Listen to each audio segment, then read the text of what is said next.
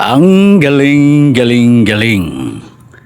Nagsasama ang mga asong ulol sa burol ni Alicia. Ganito ang malaking pinagkaiba sa burol ni Alicia at saka ni Rene Boy. Nung si Rene Boy nakaburol, walang mga dilawan na nagsipuntahan. Tahimik ang mga bangag vloggers. Ngayon, nagsipuntahan ang mga asong ulol. Sila Trililing, Claire Castro, si Hontiveros.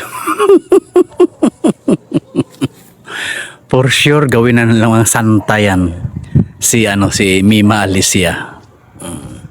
Ayan ang mga asong ulol. At saka nandito din ang nanay ni Alicia. Tingnan nyo. Mukha namang mabait ang nanay ni Alicia.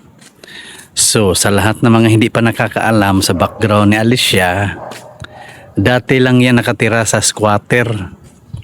Hindi nakapagtapos ng high school. At noon, palaboy-laboy lang yan in town sa Malate. So, ano bang credential niya? Wala. Karamihan sa mga vlogger ni Ngagba, walang mga credential. Tingnan nyo mga itsura. Diba? Makikita sa itsura. Nakatambay lang, araw-araw nag-vlog, naninira sa mga Duterte. Wala sila ibang sinisira, kundi ang mga Duterte, mga DDS.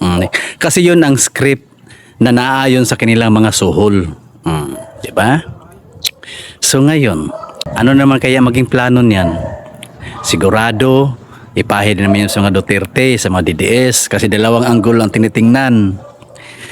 Kundi daw personal yung break up niya ng kanyang boyfriend, maaari daw sa politika. Di ba? Ang galing-galing ng NBI. Alam niyo, ang daming kalaban niyan si Mima Alicia nung buhay pa yan. Unang-una, yung personal na alitan niya ng kanyang boyfriend, ng ex-boyfriend. Pangalawa, kay John Vic Rimulya. Krini-criticize niya si John Vic Rimulya. Baka nakalimutan niyo yun. Okay? Sabay Ansel. At yung kagit-gitan niya na riding in tandem. Kaya kayong mga akla na mga vlogger dyan, manahimik na kayo, naipahid nyo sa DDS. Or, nag-stick to the script lang talaga kayo dahil sa suhol.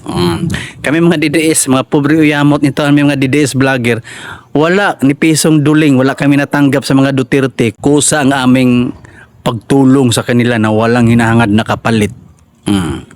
Tingnan niyo yung mga vlogger na tingnan niyo yung mga itsura ng mga vlogger ni Bangag. Diyan pa lang masasabi niyo na, maraming salamat, yun lang.